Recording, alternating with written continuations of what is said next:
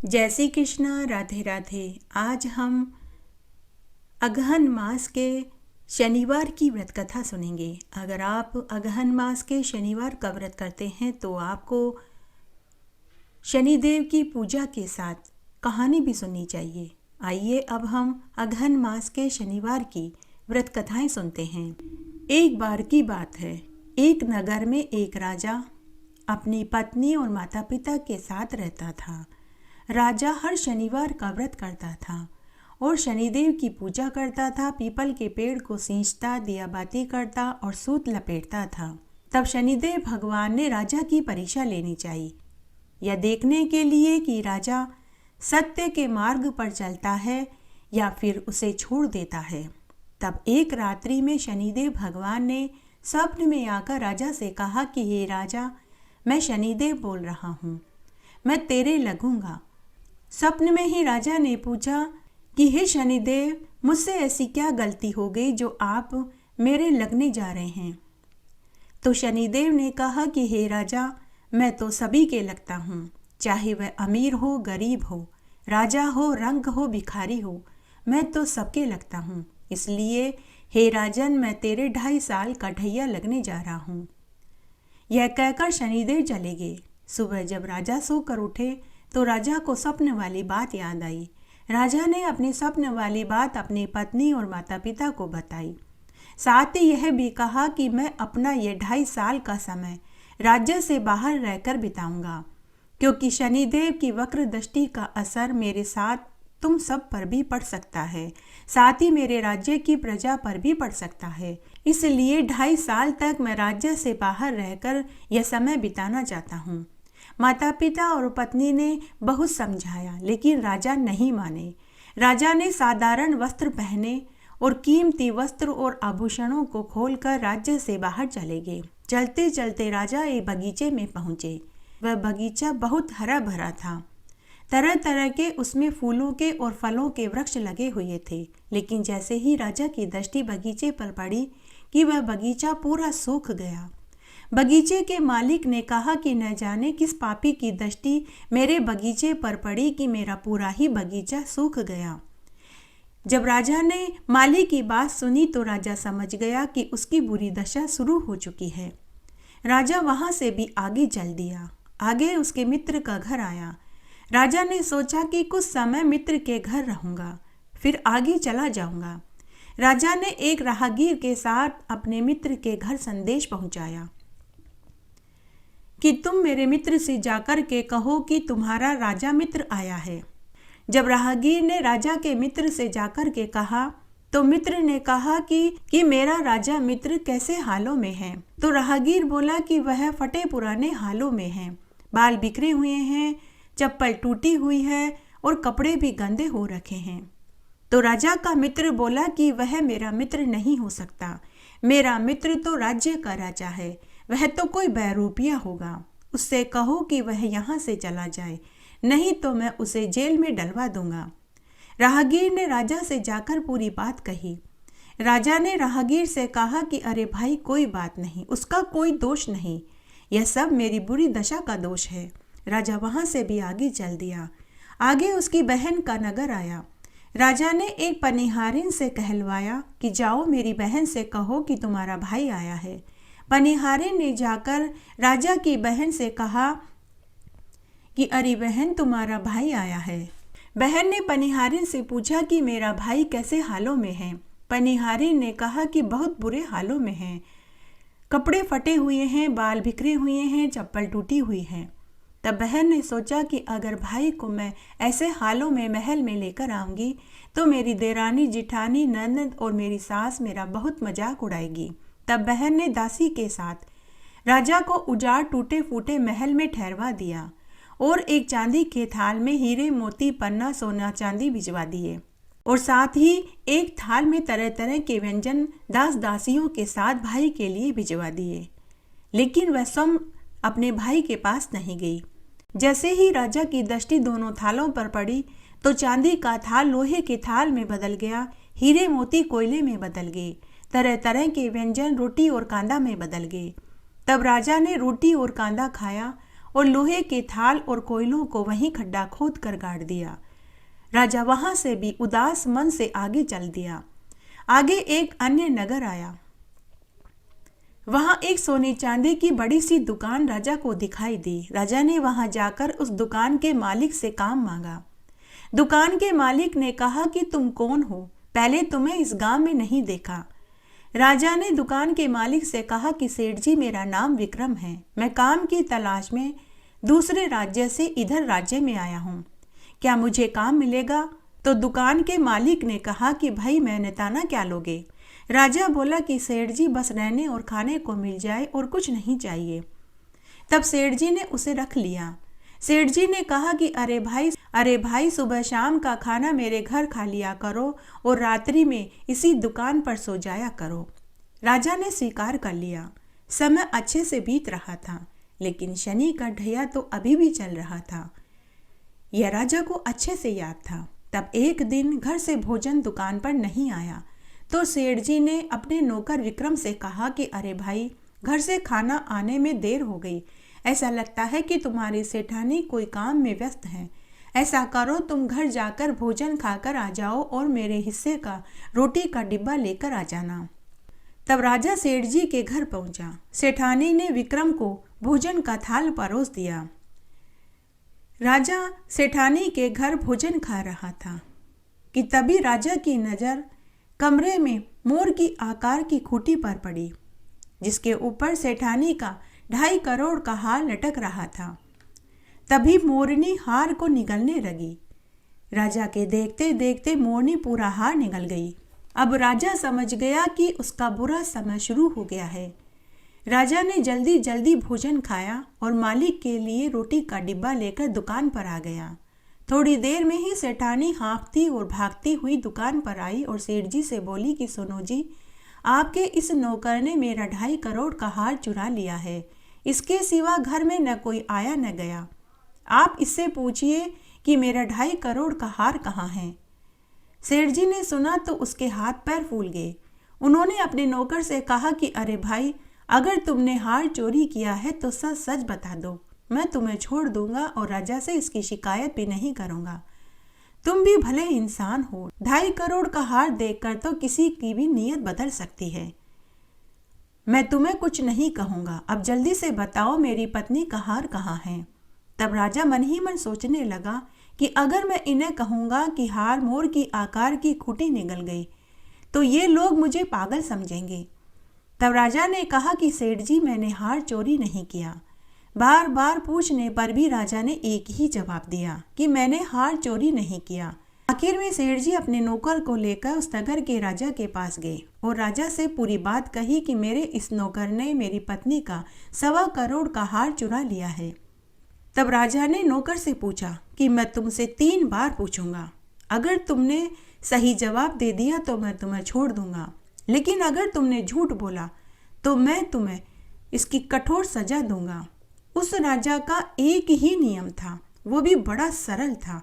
वह आँख के बदले में आँख निकाल लेता था और हाथ के बदले में हाथ काट लेता था।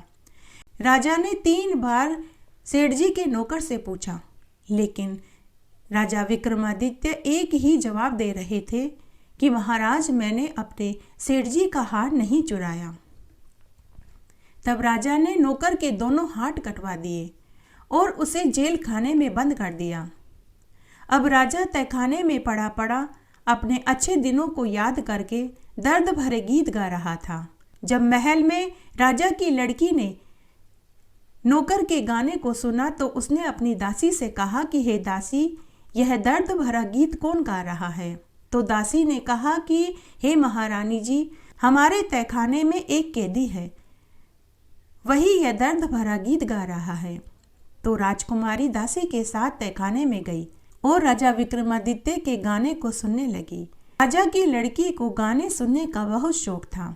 अब वह रोज तहखाने में जाकर राजा विक्रमादित्य की सेवा करने लगी और उससे अच्छे अच्छे गाने सीखने लगी। राजकुमारी को उस कैदी से प्यार हो गया। जब राजा को पता चला तो राजा ने राजकुमारी का तहखाने में जाने पर पाबंदी लगा दी। तब राजकुमारी ने अन्न जल का त्याग कर दिया। 4 दिन तक राजकुमारी ने भोजन नहीं खाया। तब राजा रानी ने अपनी बेटी को बहुत समझाया कि बेटी, यह एक नौकर है, साथ ही यह चोर भी है। तब राजकुमारी बोली कि पिताजी, मैं विवाह करूंगी तो इसी के साथ करूंगी, अन्यथा मैं आजीवन कुंवारी रहूंगी। राजा रानी ने अपनी बेटी को बहुत समझाया कि बेटी, यह चोर है, भिखारी है, साथ ही यह लूला भी है। यह खुद नहीं खा सकता, तुम्हें क्या खिलाएगा? लेकिन प्रेम तो अंधा होता है।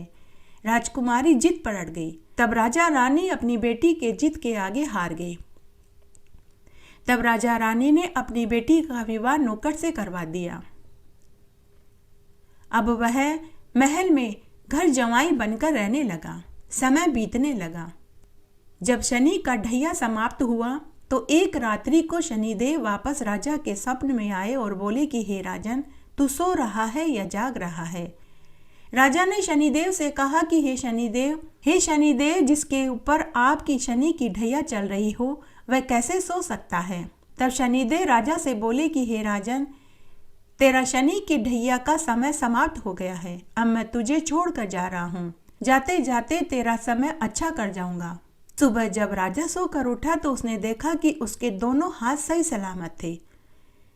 जब राजकुमारी ने देखा तो उसकी खुशी का ठिकाना नहीं रहा। उसने अपने पति से पूछा कि सच सच बताइए कि आप कौन हैं?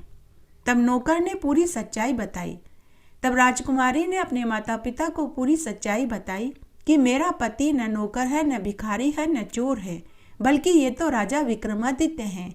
इनके ऊपर तो शनि की ढैया का समय चल रहा था। इनकी खराब दशा का एकमात्र यही कारण था। तब राजा ने विक्रमादित्य से सेठानी के हार चोरी का कारण पूछा। तो राजा विक्रमादित्य ने कहा कि हे महाराज, सेठानी का हार मोर की आकार की खूंटी पर टंगा हुआ था। मेरे देखते देखते ही मोर के आकार की खूंटी पूरे हार को निगल गई। अगर उस समय मैं आपको यह बात बताता तो मेरी बात पर कोई यकीन नहीं करता। तभी महल में सेठ सेठानी आए और राजा से बोले कि हे महाराज, मेरा नौकर सच कह रहा है। आज जब हम सोकर उठे तो हमें 2.5 करोड़ का हार उसी खूंटी पर टंगा हुआ मिला। अब तो महल में खुशियां मनाई जाने लगी।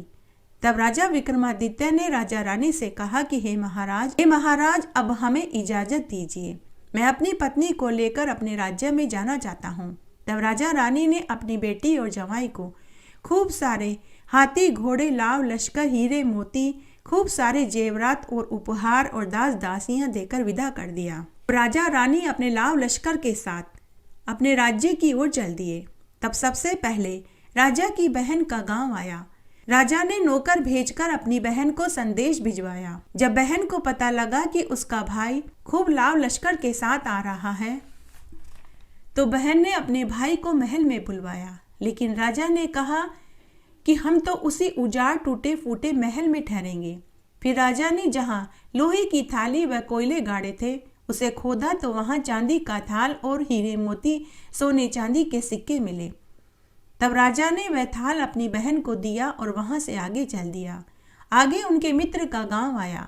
राजा ने मित्र को संदेश भिजवाया। जब मित्र को पता चला तो वह दौड़ा दौड़ा आया।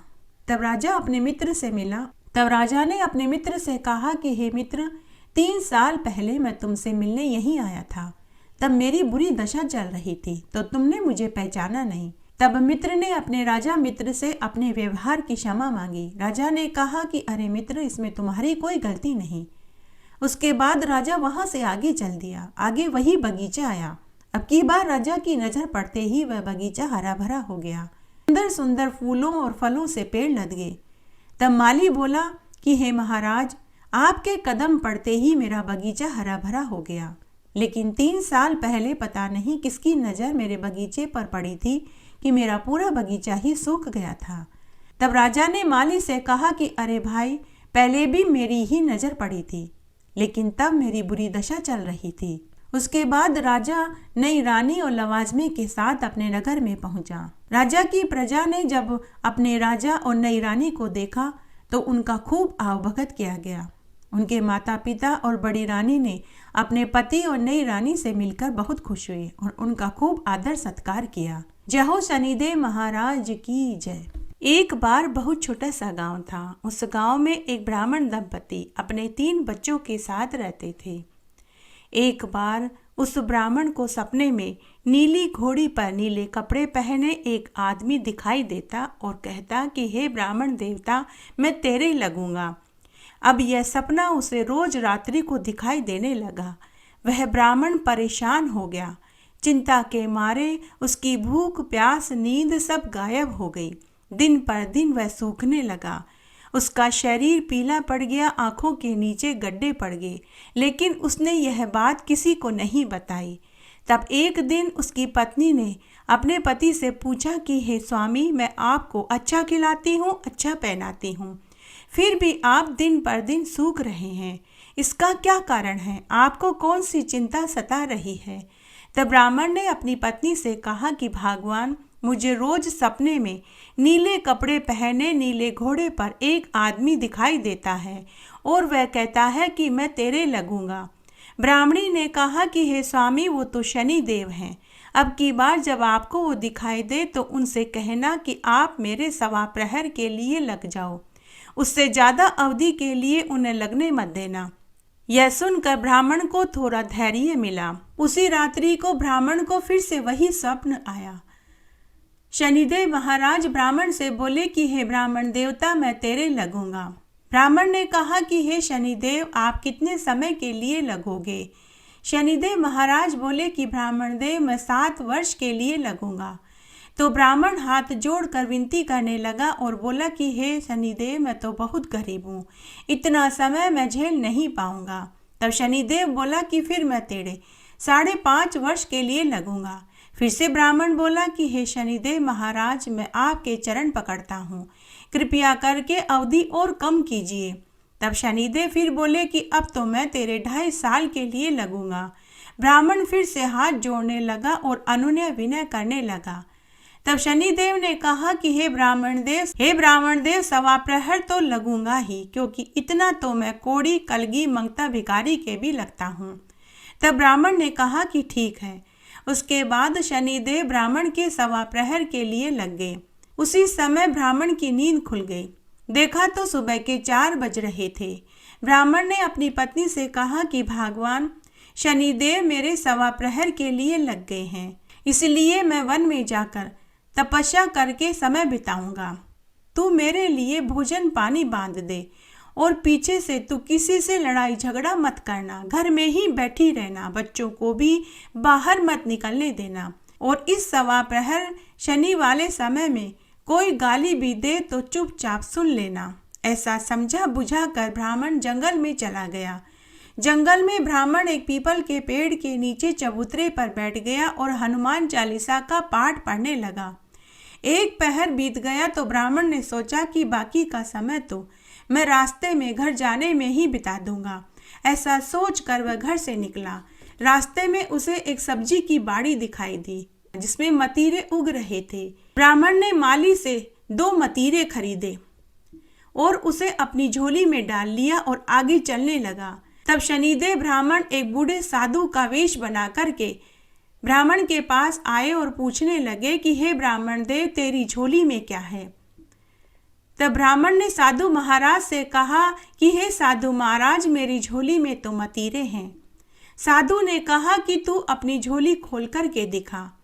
ब्राह्मण ने जैसे ही झोली खोल कर के दिखाई तो उसमें से उस नगर के राजा के दोनों राजकुमारों की मुंडी निकली, मतीरे नहीं निकले। तब वह साधु महाराज उस ब्राह्मण को लेकर नगर के राजा के पास गए और बोले कि हे महाराज, आपके दोनों बेटों की इस ब्राह्मण ने हत्या कर दी। इसकी झोली में आपके दोनों पुत्रों की मुंडियां हैं। आप इससे इसकी झोली को खोल कर के देखो। राजा ने कहा कि मुझे मत दिखाओ, मैं अपने पुत्रों की कटी गर्दन देख नहीं पाऊंगा। राजा ने उसी समय आज्ञा दी कि इस ब्राह्मण को सूली पर चढ़ा दो। महल में हाहाकार मच गया। ब्राह्मण राजा के चरणों में गिर पड़ा और अनुनय विनय करने लगा, लेकिन राजा ने ब्राह्मण की एक नहीं सुनी। उसी समय वह साधु महाराज वहां से अंतर्ध्यान हो गए। जब ब्राह्मण को सूली पर चढ़ाया जाने लगा तो ब्राह्मण से उसकी अंतिम इच्छा पूछी गई। ब्राह्मण सोचने लगा कि यदि किसी तरह से यह शनि का समय गुजर जाए तो मेरी फांसी रुक सकती है। यह सोचकर उसने कहा कि अरे भाई, मैं बचपन से ही बालाजी महाराज का भक्त रहा हूँ। आप लोग मुझे 108 बार हनुमान चालीसा का पाठ सुना दीजिए। तब एक ज्ञानी पंडित को बुलवाया गया और ब्राह्मण को 108 बार हनुमान चालीसा सुनाई गई। उसी बीच सवा प्रहर का समय बीत गया। 108 बार हनुमान चालीसा सुनने से सवा प्रहर का समय बीत गया। शनि की दशा टलते ही राजा के दोनों राजकुमार शिकार खेलकर महल में लौट आए। दोनों राजकुमारों को जीवित देखकर राजा की खुशी का ठिकाना नहीं रहा, परंतु वह डर के मारे कांपने लगा कि मैंने एक निर्दोष ब्राह्मण को फांसी की सजा सुना दी, अब मुझे ब्रह्महत्या का दोष चढ़ेगा। तभी राजा ने 2 घुड़सवारों को भेजकर ब्राह्मण की हत्या रुकवाई और उसे दरबार में उपस्थित होने का हुक्म दिया। ब्राह्मण जैसे ही आया तो राजा ने उससे क्षमा मांगी और उससे कहा कि हे ब्राह्मण देव, तुमने मेरे राजकुमारों की हत्या नहीं करी, फिर भी तुमने अपने बचाव में कुछ कहा क्यों नहीं?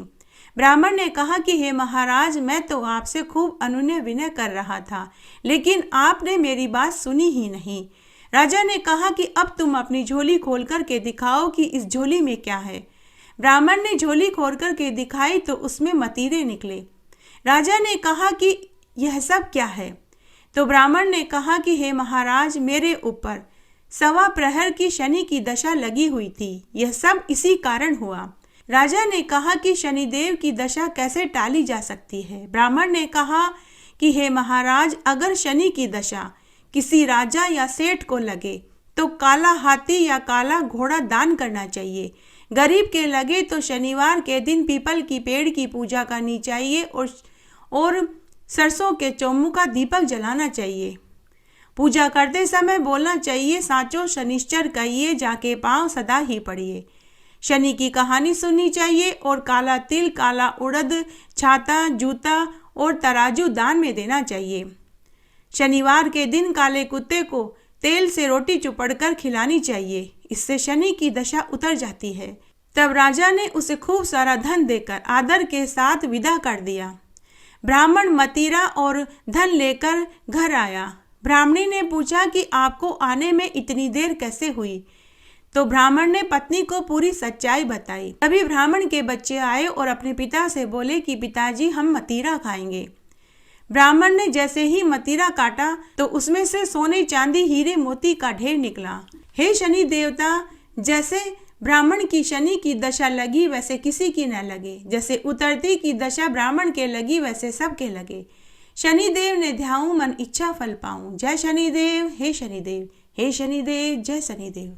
शनिवार की व्रत कथा। एक बार एक गांव में एक परिवार था।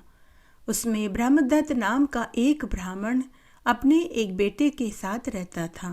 वह ब्राह्मण बड़ा ही आस्तिक प्रवृत्ति का था। उसकी पत्नी का स्वर्गवास बहुत पहले ही हो चुका था। उसके एक मंद बुद्धि 20 साल का लड़का था।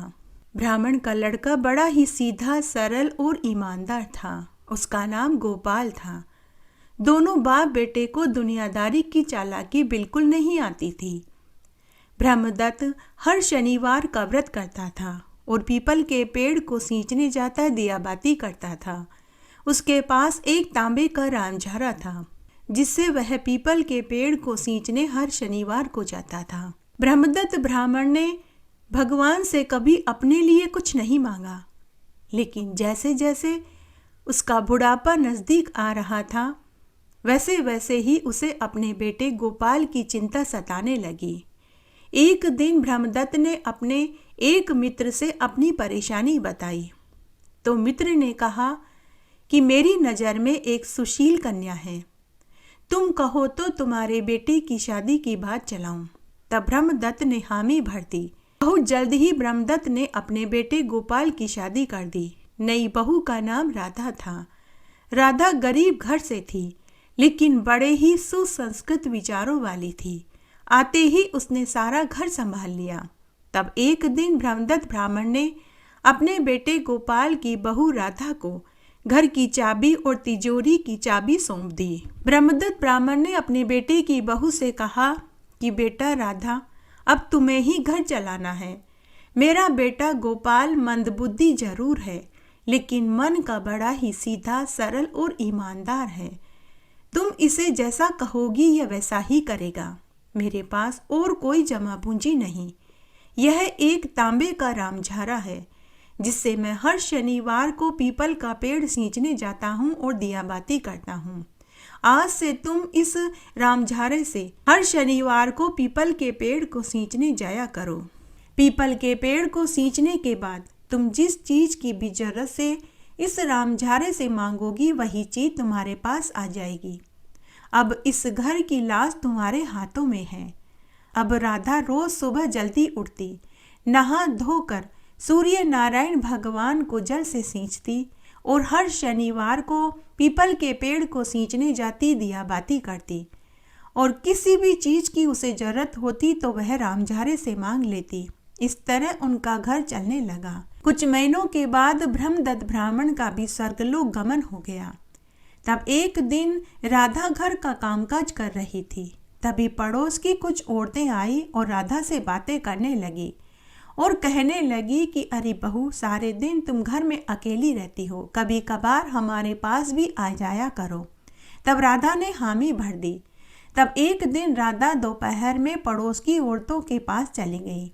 बातों बातों में पड़ोस की औरतों ने राधा से पूछा कि अरे बहू, तेरा पति तो कुछ कमाता धमाता ही नहीं है, तेरा घर खर्च कैसे चलता है? तो राधा ने रामझारे वाली पूरी बात बता दी। उन औरतों में से कुछ औरतें बड़ी ही जलने भुलने वाली थी। उनमें से कुछ औरतों ने जाकर राजा से इसकी शिकायत कर दी कि हे महाराज, हमारे गांव में ही एक ब्राह्मण परिवार है, उनके पास एक ऐसा रामझारा है जिससे वे जो भी चीज मांगते हैं उसमें से बनकर आ जाती है। तब राजा ने पहरेदार को भेजकर राधा के यहाँ से रामझारा मंगवा लिया। राधा और गोपाल कुछ नहीं बोले। तब उसी रात्रि को शनिदेव भगवान ने राजा को स्वप्न में दर्शन देकर कहा कि हे राजन, तुमने जिस राधा और गोपाल से तांबे का रामझारा महल में मंगवाया है वह उसे वापस लौटा दो। यह रामझारा मैंने ही गोपाल के पिता को दिया था। गोपाल का पिता हर शनिवार को मेरा व्रत करता था और पीपल के पेड़ को सींचता था। हे राजन, अगर तुमने उसे उनका रामझारा वापस नहीं दिया तो मैं तुम्हारा सारा वैभव, धन, पुत्र सब नष्ट कर दूंगा। दूसरे दिन राजा जब सोकर उठा तो उसने अपने स्वप्न वाली बात अपनी पत्नी और मंत्रियों को बताई। तब उनमें से एक समझदार मंत्री था। उस मंत्री ने राजा से कहा कि हे महाराज, ब्रह्मदत्त ब्राह्मण को उसके व्रत और पूजा के फल के रूप में शनिदेव भगवान ने उन्हें यह रामझारा दिया था, इसलिए आपको यह रामझारा उन्हें वापस लौटा देना चाहिए। तब राजा ने वह रामझारा और साथ ही 500 स्वर्ण मुद्राएं राधा और उसके पति गोपाल को दे दी और उनका खूब आदर सम्मान किया। साथ ही गोपाल को और उसकी पत्नी को महल में भोजन बनाने का काम सौंप दिया और उन औरतों को दंड दिया। साथ ही राजा ने पूरी नगरी में यह ढिंडोरा पिटवा दिया कि सभी को शनिवार का व्रत करना चाहिए और हर शनिवार को पीपल के पेड़ को सींचना और दियाबाती करना चाहिए। जय हो शनिदेव महाराज की जय। इस तरह आज हमने अगहन मास के शनिवार की व्रत कथाएं सुनी। आशा करती हूँ यह आपको जरूर पसंद आएगी। मेरे साथ बने रहने के लिए आपका धन्यवाद। आगे आने वाली कथा कहानी के लिए भी आप इसी तरह मेरे साथ बने रहें। धन्यवाद।